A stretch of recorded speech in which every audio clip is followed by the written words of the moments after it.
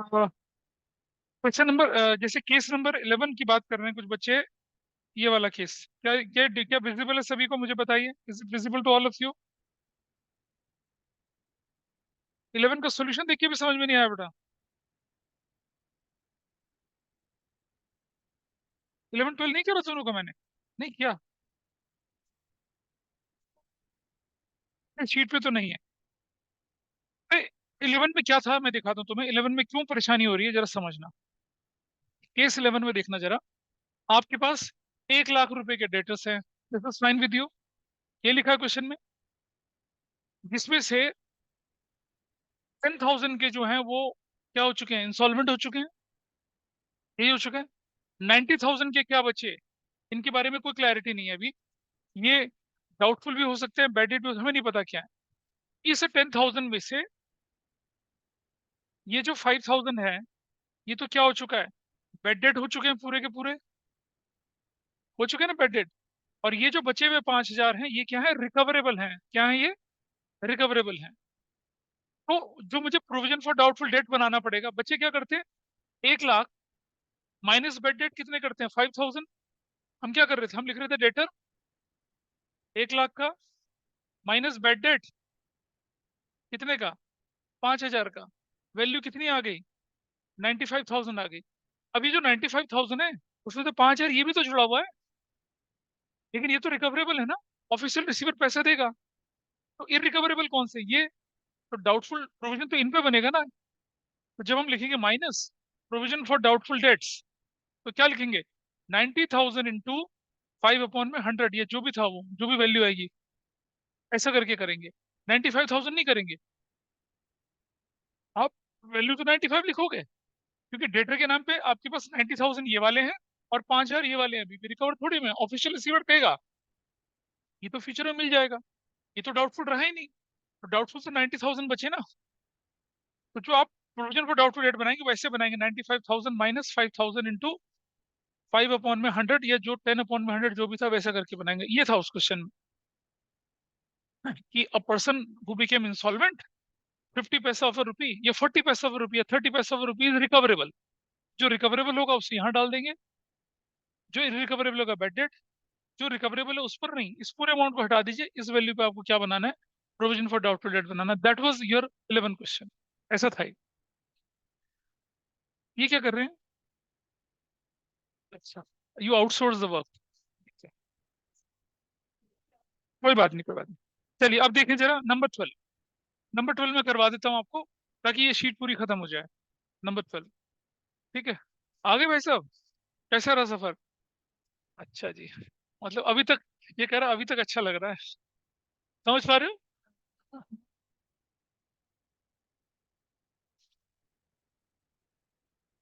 तुम जल्दी आ गए यार, पूरा मतलब न्यू ईयर पे आते हैं अच्छे से।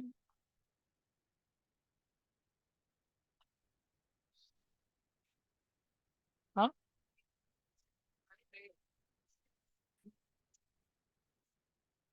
बेटा नए साल की शुरुआत किसी अच्छे काम से करनी चाहिए ना। हाँ, सही बोली, सही बोली सही बोली। फैन हो गया ना। हाँ अब हाँ, वरना वरना बोलती नहीं थी कुछ, पता है, ऐसा लगता है डरी डरी बैठी थी। समझ रहा हूँ, मैं समझ रहा हूँ, कोई बात नहीं। अच्छी बात है, खुलना चाहिए।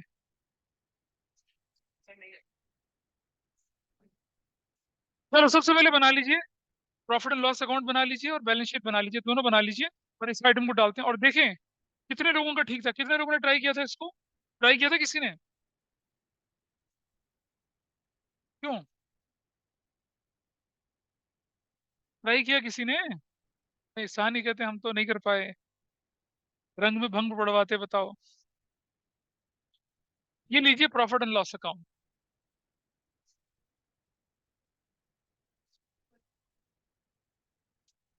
और यहाँ ले लीजिए आप balance sheet,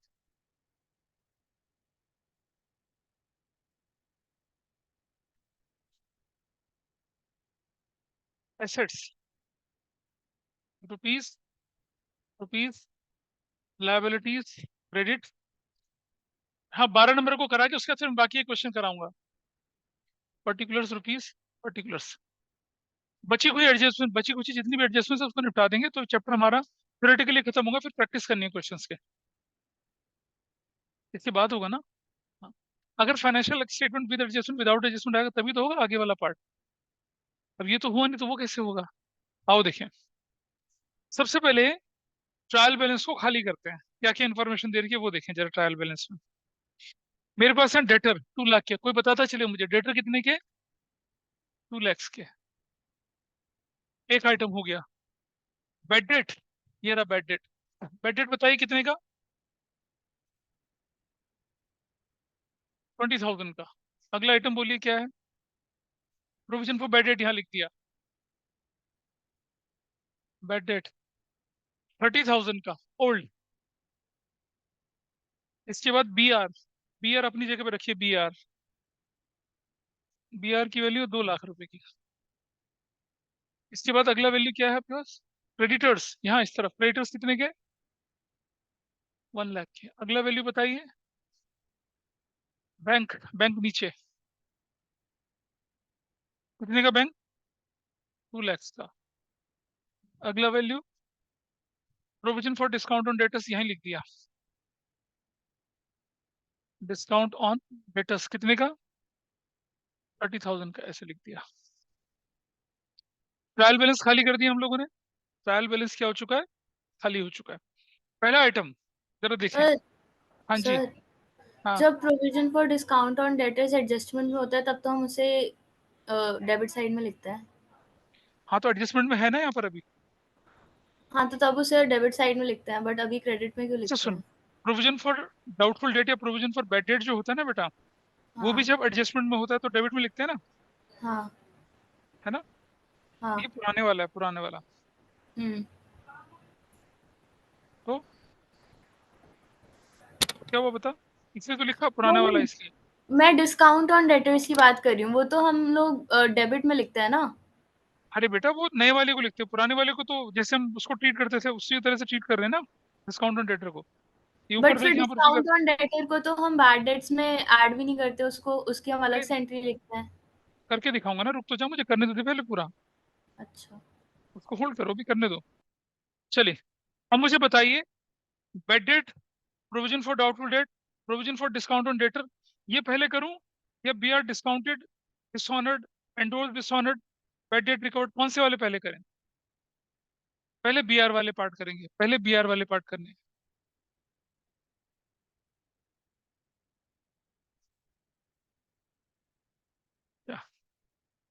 I think I have given it to your friends, उन्होंने शायद तुम्हें हैंड ओवर नहीं करी है। अब मैं पड़ोसी से देख लो, तुम्हारे कागज कहाँ है। शाबाश। ओ तुम्हारे, दे दो पीछे, पकड़ा दो।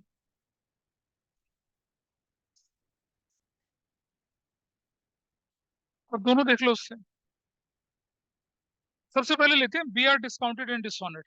देखो बेटा B R discounted and dishonour होगा तो एंट्री क्या बनती है, डेटर डेबिट टू बैंक, जोड़ दिया जाए डेटर के अंदर, plus B R discounted and dishonoured. कितने रुपए का बताइए, व्हाट इज द वैल्यू।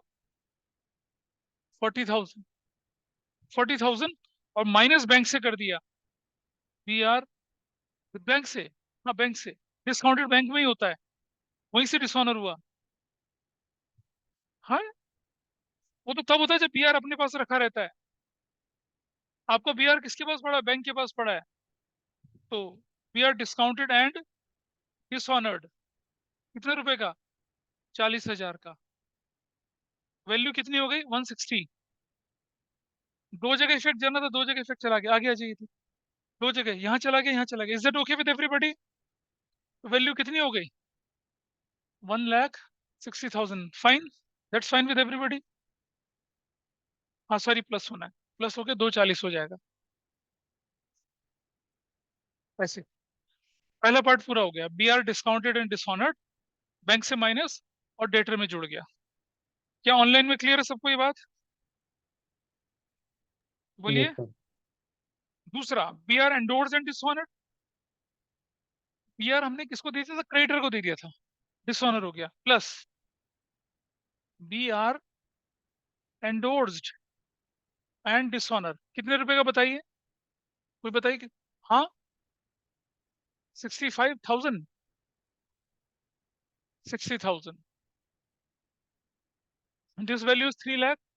और सुनो यहां से, यहाँ प्लस BR एंडोर्स्ड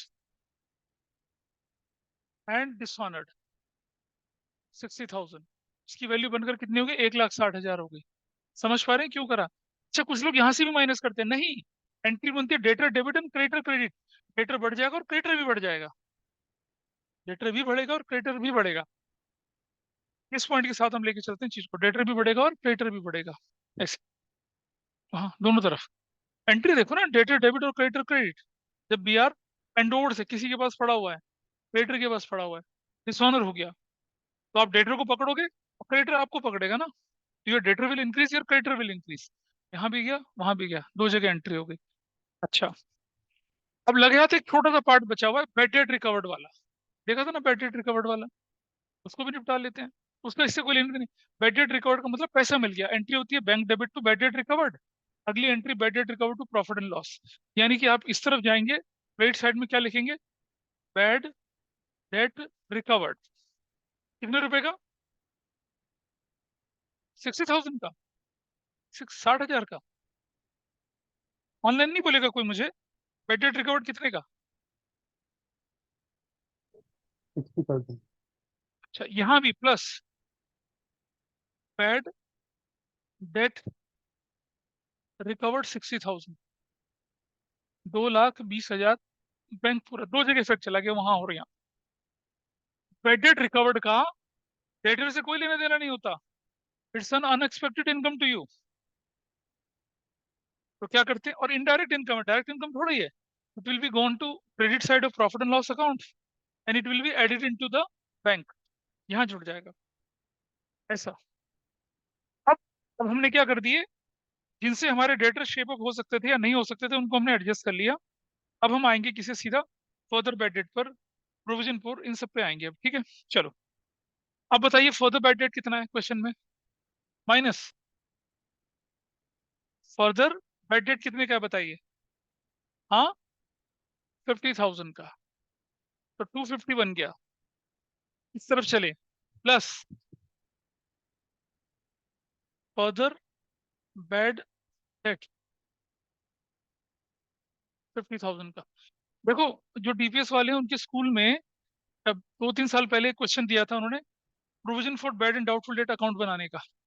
आपके में करवाया ऐसा कुछ, provision for doubtful date account बनाने का ना? हाँ, तो मैं बता दूंगा कैसे बनता है वो, लेकिन अभी नहीं, पहले इसको पूरा कर दें, ट्रीटमेंट हो जाएगा आराम से।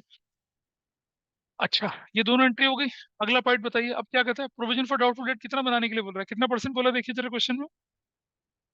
Now it says provision for doubtful date बने, प्रोविजन फॉर डाउटफुल डेट 10% बनाना है, बनाए 10%, minus provision for doubtful debts 25,000 का, योर वैल्यू इज 225, क्या करेंगे? प्लस अद्वैय का देख पा रही हो, provision for doubtful debts, yes क्यों सर। 25,000 का, व्हाट इज फाइनल टोटल? 95,000, ठीक है। अब आप देख रही हो अद्वैय का 95,000 डेबिट में और क्रेडिट में ऑलरेडी 30 पड़ा हुआ, तो आपके प्रॉफिट लॉस का इफेक्ट कितने का पड़ा? सिर्फ 65,000 का। Yes sir. सर बट मैं उसके लिए पूछ रही थी, अभी डिस्काउंट आ ऑन रहा हूँ, डेटर्स। अभी आ रहा हूँ, उस पर भी आ रहा हूँ। हाँ। अब डिस्काउंट एंड डेटर कितना परसेंट बोला गया है? किस परसेंट पे बोला गया डिस्काउंट एंड डेटर? ये देखिए आपके क्वेश्चन में, डिस्काउंट ऑन डेटर्स कितने पे बोला गया है? 5%, minus provision for discount on debtors 5%, इसका 5% निकालिए कितना आता है? 225 का 5/100, एक दो चला गया, 0, 5, 2, 12, 1, 11,250, 057, और 5 4 में से गया 3 बचा, एक बचा, 213,750, यहाँ provision for discount on debtors कितने का? 11250। अब देखो अद्वैका, provision for discount on debtor कितने का बना हुआ है? सर 30,000 का। 30,000 का बना हुआ है ना ऑलरेडी, यस सर। पुराना। और नया कितना बनाने के लिए बोल रहा है आपसे? 11,250।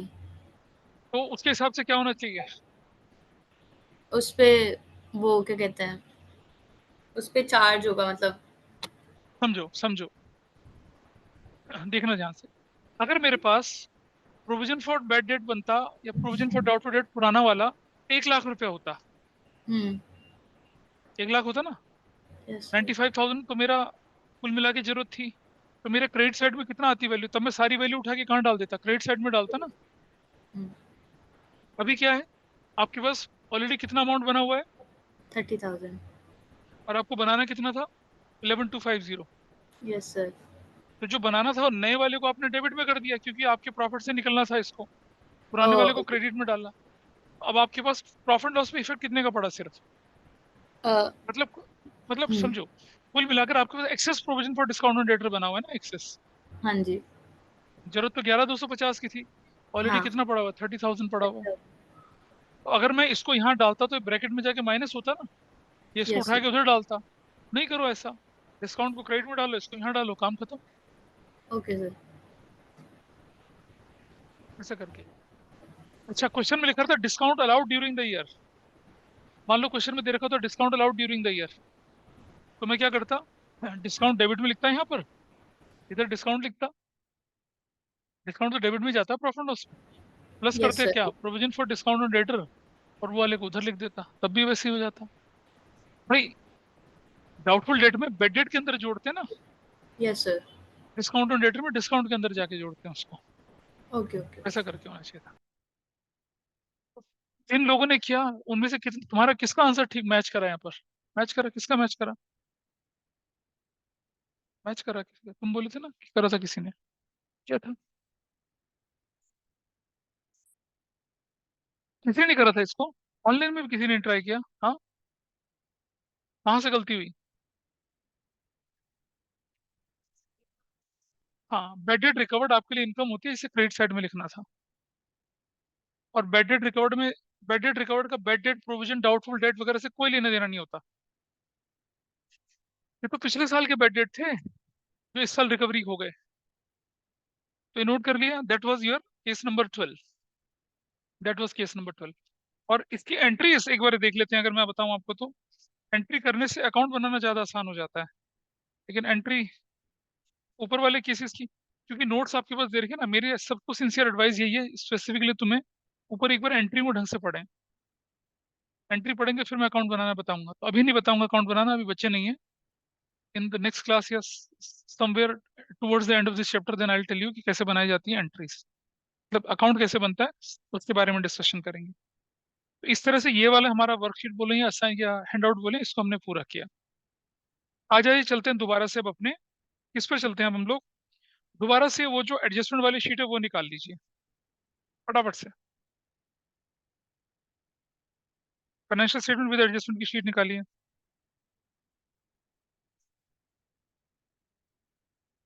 तो सभी के पास है या फिर छोले भटूरे वाले को बेच दी? ये दैट शीट विद यू? हाँ जी, है। देखो देखो, शाबाश, देखो प्यार से देखो, क्या ये है सभी के पास? अब जरा मैं देखूं इस शीट को, बिल्कुल पहले पेज से, कहाँ है?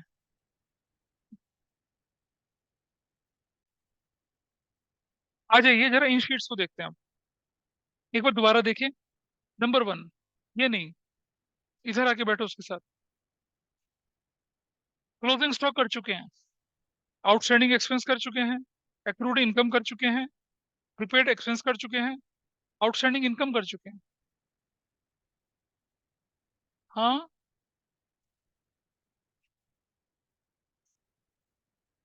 कौन सी वाली शीट नहीं मिल रही है? कौन सी वाली बोल रहे हैं आप लोग?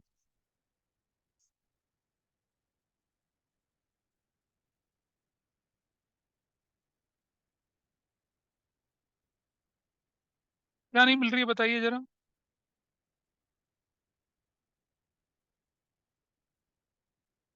अच्छा, सिर्फ आपको हार्ड कॉपी दी थी, क्लास ग्रुप पे नहीं भेजा था उसे?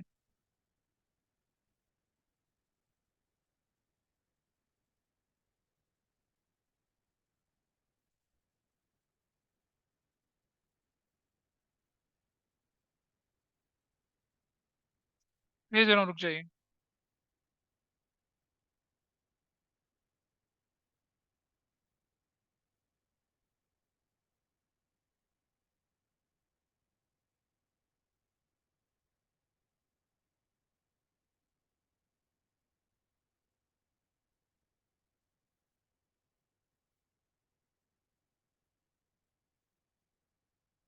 देखिए जरा, आई क्या नहीं आई, अब देखिए।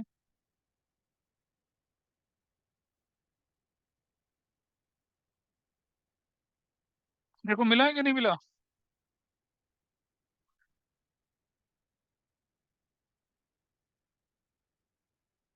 अरे मिला नहीं मिला? देख लिया आप सबने? जो हार्ड कॉपी किसी के पास होगी तुम में से, तुम लोगों के पास, तुम्हारी हार्ड कॉपी कहाँ है नहीं पता? कमाल है यार। तुम्हारी कहाँ सहानी सी, थाईलैंड छोड़ा है उसे?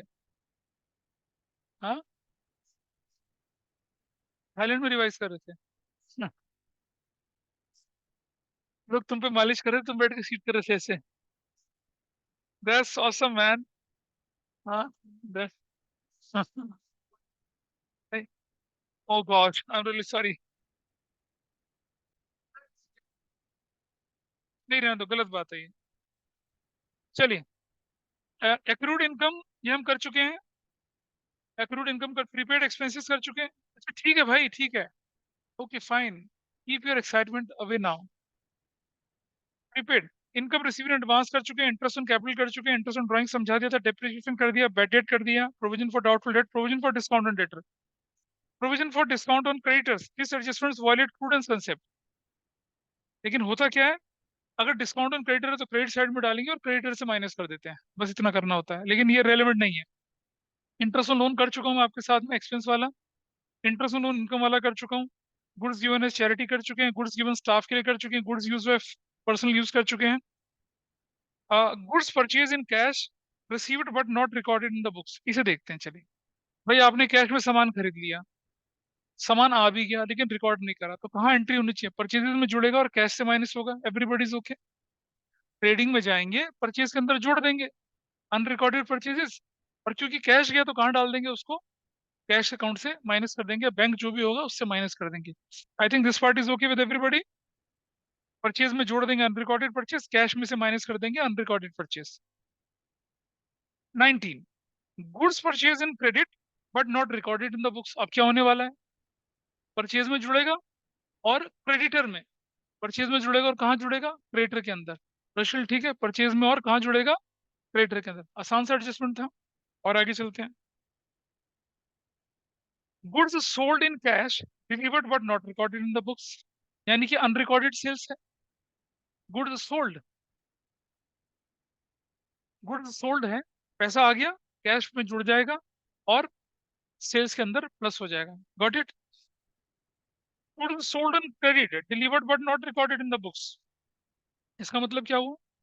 इसका मतलब ये हुआ, अब सेल्स में तो जुड़ेगा ये, लेकिन डेटर के अंदर जुड़ जाएगा, क्योंकि उधारी हो गई ना, पैसा तो मिला नहीं, debtor will increase. This part is done.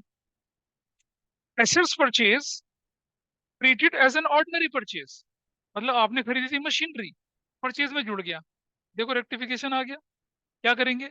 Purchase से माइनस करेंगे, परचेज से माइनस करेंगे और कहाँ जोड़ देंगे इसे? एसेट्स के अंदर जोड़ देंगे, और फिर डेप्रिसिएशन लगाएंगे। याद है, डेप्रिसिएशन की वैल्यू बदल जाएगी। भाई हमने बोला कि 1 अक्टूबर को हमने मशीनरी परचेज करी थी and treated as an ordinary purchase. Purchase से माइनस करो, फिर कहाँ डालो उसको? एसेट्स में डालो। पुरानी मशीन पे पूरे साल का, नई मशीनरी पे 6 महीने का, क्योंकि अक्टूबर में खरीदा अगर आपने, ऐसा भी ट्रीटमेंट करना होता है इसका। तो ये पार्ट आसानी से हो गया।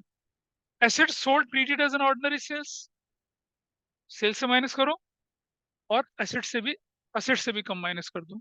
सेल्स से भी माइनस करोगे, किससे माइनस करोगे? एसेट से माइनस करोगे। लीगल चार्जेस, इंस्टॉलेशन चार्जेस मैं करवा चुका हूँ। बी आर डिसऑनर्ड की एंट्री हम बर्बाद बता चुके हैं अभी, देखो अभी प्रैक्टिकल भी कराया था, तो क्या एंट्री बनती है, dated debit to B R, bills receivable discounted and debt, तो क्या एंट्री, डेटेड पे बढ़ा देंगे और बैंक से कम कर देंगे।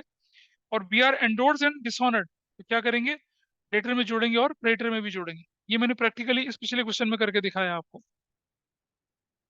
28 अभी छोड़ते हैं थोड़ा सा, 29 में करवा चुका हूँ आपको। अब हमारे पास क्रिएशन ऑफ रिजर्व्स है, एक 30th।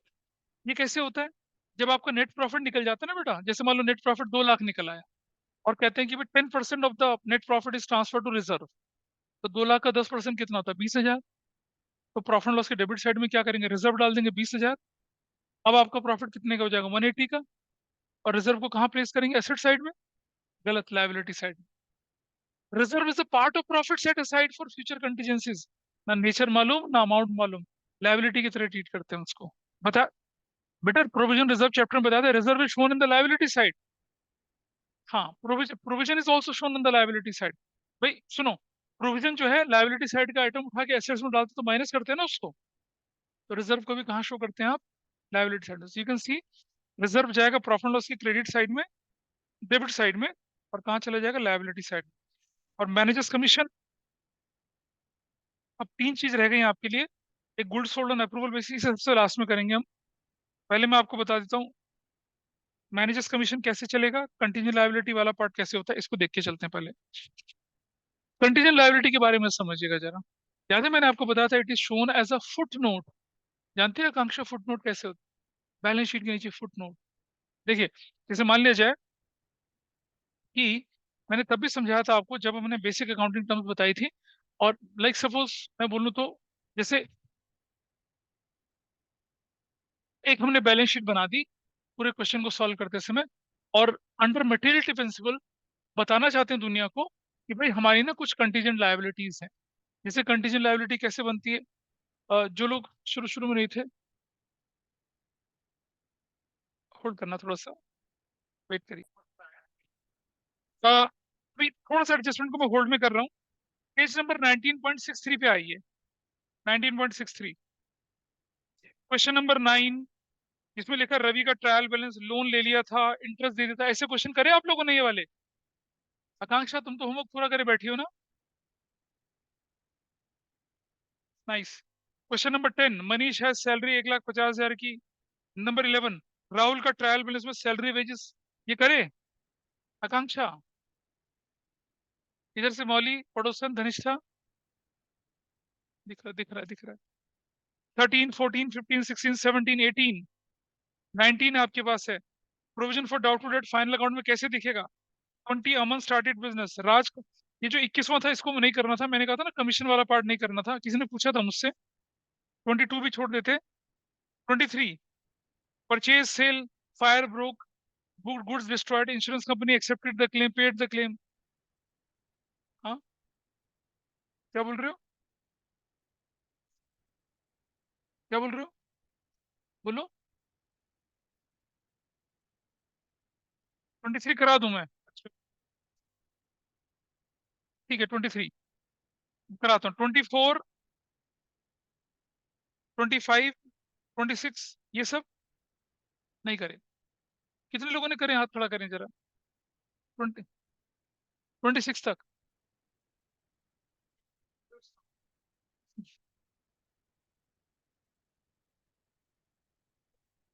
अच्छा चलो, एक चीज और थी, ये तो मैं देखता हूँ अभी। Question number 1, question number 2, question number 3, question number 4 में किसी का कोई डाउट है। क्वेश्चन नंबर 1 से लेकर 3 तक का कोई डाउट किसी का, ये तो बड़े क्वेश्चन है ना आपके। कौन सा क्वेश्चन, डाउट बता बेटा मुझे। क्वेश्चन 1, क्वेश्चन 2, क्वेश्चन 3 में कोई डाउट करें उधर से, इधर दोनों ने करे नहीं करे। हाँ, प्रैक्टिकल प्रॉब्लम, बेटा अब तो सब कुछ हो गया। क्वेश्चन 1, 2, 3, 4, 5, यहाँ तक कोई डाउट किसी का।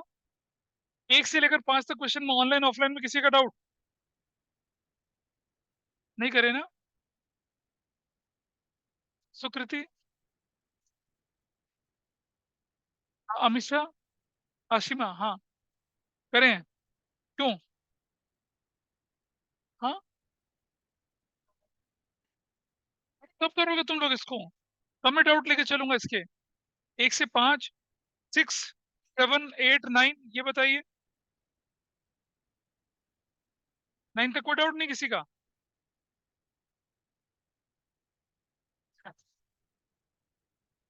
10 मैंने कहा था मत करना अभी, और 11 जो था वो मैंने कहा था कर लेना, 11 में कोई परेशानी नहीं थी। क्वेश्चन नंबर 12, क्वेश्चन नंबर 12 में फायर वाला पार्ट है कि वो मैं करके दिखा रहा हूँ। क्वेश्चन नंबर 12 कर सकते हैं। Question 13, yes you can do question 13 as well.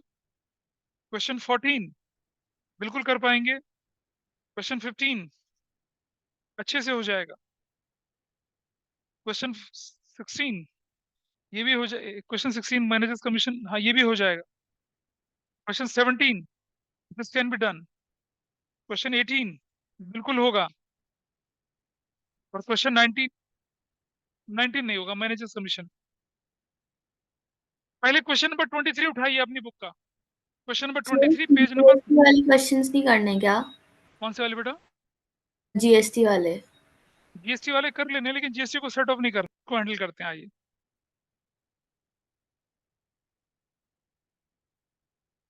तो कहता है following, question number 23 page number 19.66 पे लिखा हुआ है, following extract taken from the balance sheet of Kabir 31 March 2023। Kabir purchases 4.5 lakh की है, सेल्स 3,75,000 की है। कह रहा है, एक आग लग गई थी, fire broke out and stock value 28,000 was damaged, it was fully insured, insurance company admitted the claim in full. देखिए भाई, ट्रेडिंग अकाउंट बनाया,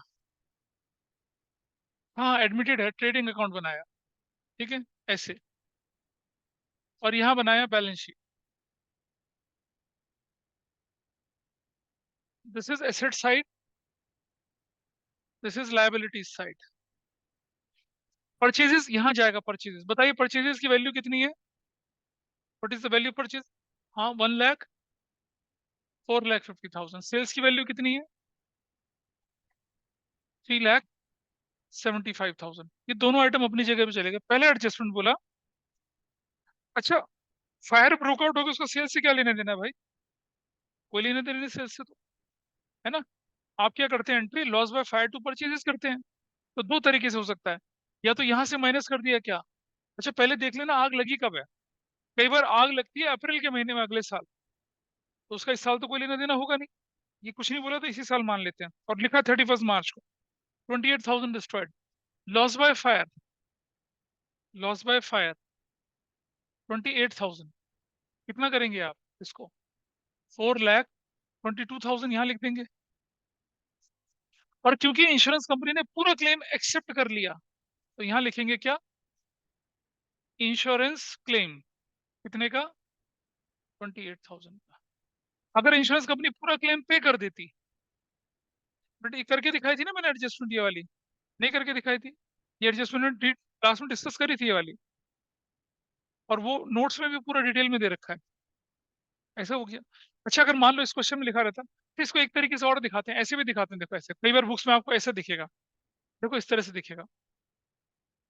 यहाँ लिखा होगा परचेजेस 450, और यहाँ लिखा होगा लॉस बाय फायर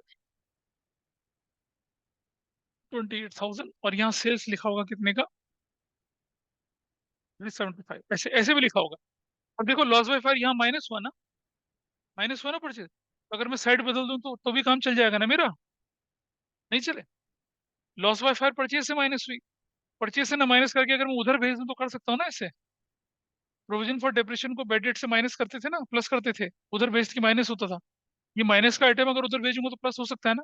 ऐसे भी प्रेजेंट कर सकते हैं इसको, we can present in that way. अच्छा अगर क्वेश्चन कहता है क्या, कि इंश्योरेंस कंपनी ने ओनली 8,000 का क्लेम एक्सेप्ट करा, इंश्योरेंस कंपनी ने, तो सुनो अशीमा, अमित शाह मुझसे पूछो क्या बोल रहे हैं। ये परचेजेस 450, और ये लॉस बाय फायर 28,000 इस तरफ लिख दिया। या तो माइनस करके यहाँ दिखा दो, या उठा के उस तरफ डाल दो, एक ही चीज है। अगर इंश्योरेंस कंपनी सिर्फ 8,000 का क्लेम एक्सेप्ट करती, तो यहाँ क्या हो जाता? 28,000।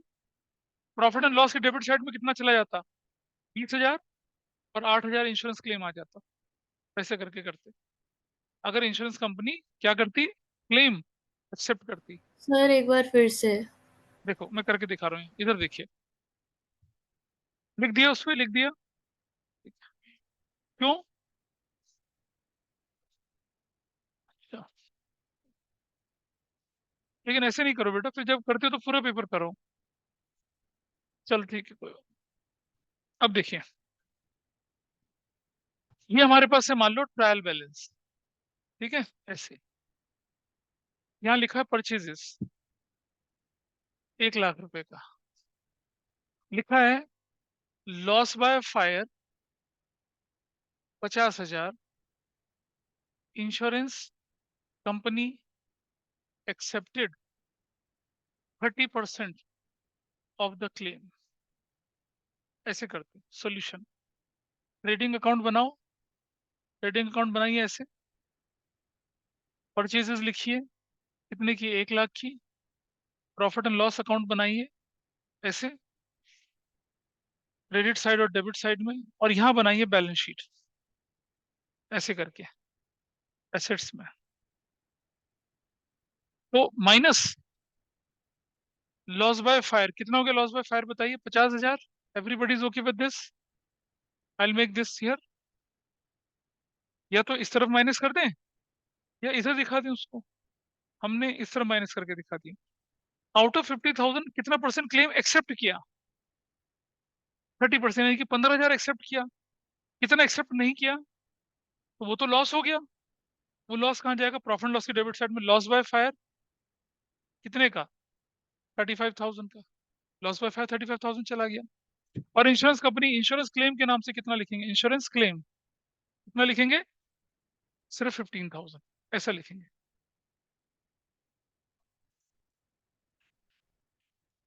इंश्योरेंस क्लेम रिसीवेबल है, ये रिकवरेबल है, फ्यूचर में मिलेगा आपको। एसेट इसलिए है क्योंकि ये इंश्योरेंस क्लेम ये रिसीवेबल है, रिसीवेबल, रिसीवेबल है, रिसीवेबल मतलब ट्रेड रिसीवेबल एसेट्स होती है आपके लिए। ऐसा करते अद्वै का, ठीक है? Is it clear? समझ पा रही हो इधर से? अच्छा, यस सर। अगर लिखा होता इंश्योरेंस कंपनी एक्सेप्टेड की जगह पेड 30, पेड, तो वही 50 यहाँ से माइनस 35 यहाँ पर। और यहाँ क्या करता मैं, यहाँ लिखता मैं बैंक, बैंक की जो भी वैल्यू होती, प्लस इंश्योरेंस क्लेम, प्लस, हम ऐसे लिखते, फिर हम इस तरह से शो करते इसे। तब कैसे शो करते? तब ऐसे शो करते, बैलेंस शीट लिखते और यहाँ पर, यहाँ लिखते क्या, बैंक जो भी अमाउंट होता प्लस इंश्योरेंस क्लेम कितने का? 35,000 का, नहीं 15,000 का ना, विल राइट 15,000। तभी वैल्यू बाहर लिख देते, बाकी चीजें एज इट इज चलती। आगे कहते हैं insurance company rejected the claim, खत्म, दिया ही नहीं, दिया ही नहीं। Insurance company rejected the claim, तो लॉस बाय फायर, ये लॉस बाय फायर कितना हो जाता? पूरा 50,000। यहाँ कुछ नहीं आता, nothing will be shown in the back, कुछ है ही नहीं, हो गया लॉस बाय फायर। यही तो केस समझाए थे आपको, ये केस भी तो वैसा ही है कि इंश्योरेंस कंपनी एक्सेप्ट। अच्छा देखो, question number 24, Ramesh valued stock at the end 1 lakh, goods costing 5,000 were destroyed by fire during the period, and so the treatment if the goods are not insured। Purchase से minus कर दो, profit loss की debit side में डाल दो, खत्म। Insurance claim reject हो जाए या कंपनी पैसा ना दे, दोनों चीजें सेम होती हैं। ऐसे करके करते हैं इसको। अपनी एडजस्टमेंट पे चलिए। अब जैसे कुछ क्वेश्चन मैंने दिए उनमें है ना एडजस्टमेंट, देखो जरा। Let us move to question number,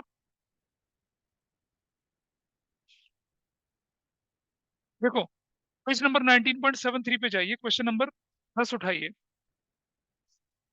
देखो बेटा उधर देखो, पेज नंबर 19.73, क्वेश्चन नंबर 10 है, एडजस्टमेंट नंबर 6।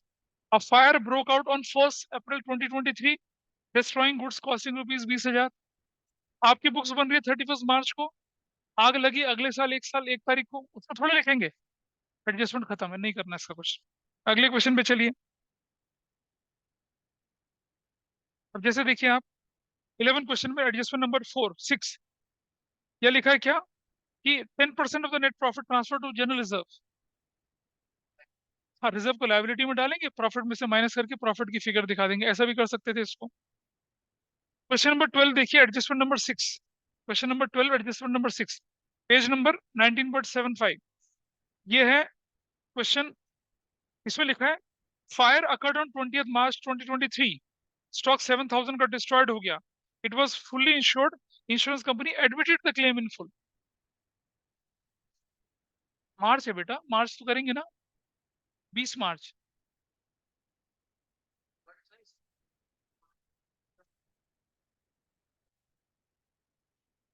अप्रैल से मार्च के बीच में हो रहा है ना, तो होगा।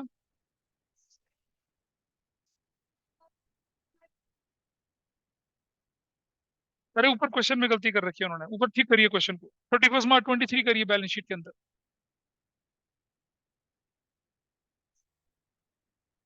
अरे उनको उनको कुछ नहीं, आंसर मैं बता रहा हूँ ना, कितने सालों से देख रहे हैं उस क्वेश्चन को, वो क्लियर हर साल बुक नए करने के चक्कर में कुछ एक जगह पे गलती कर देते हैं। अब इसको अगर मैं लेता तो क्या होता, लॉस बाय फायर यहाँ से -7,000, और क्योंकि फुली इंश्योर्ड थी और क्लेम हो गया, तो यहाँ इंश्योरेंस क्लेम। अमित शाह, आशिमा देख लो, फोन देखना जरूरी है, ये जरूरी है। यहाँ से 7,000 माइनस किया, इधर से 7,000 माइनस किया, प्रॉफिट लॉस में कुछ नहीं जाएगा क्योंकि फुली इंश्योर्ड थी। यहाँ इंश्योरेंस क्लेम रिसीवेबल के नाम से कितना चला जाएगा, 7,000 चला जाएगा, ट्रीटमेंट खत्म। अगला क्वेश्चन देखिए आप जरा, एक और क्वेश्चन है आग लगने वाला, number 14। Fire broke out on 20th March 2023, destroyed the stock value to rupees 8,000, insurance company admitted claim loss of stock 5,000 and amount was paid on 15 अप्रैल। 15 अप्रैल को अमाउंट पे से नहीं मतलब है, वो तो मिला ही नहीं 31 मार्च तक। तो रुक जा, ऐसे करेंगे, देखो इसका ट्रीटमेंट। आग लग गई ना कि, सुनो, आग लग गई 8,000 की, लॉस बाय फायर कितना लिखेंगे आप यहाँ, 8,000। ऐसे इंश्योरेंस कंपनी कितने का क्लेम एक्सेप्ट कर रही है, 5,000 का, तो लॉस बाय फायर पे नाम पे जाए कितना जाएगा, 3,000। और यहाँ लिखा जाएगा इंश्योरेंस क्लेम रिसीवेबल, रिसीवेबल कितने का लिखा जाएगा, नहीं 5,000 का, ऐसे लिखा जाएगा। तो एडजस्टमेंट में इस तरह से हैंडल कर सकते हैं इसको, है ना, क्या। अच्छा,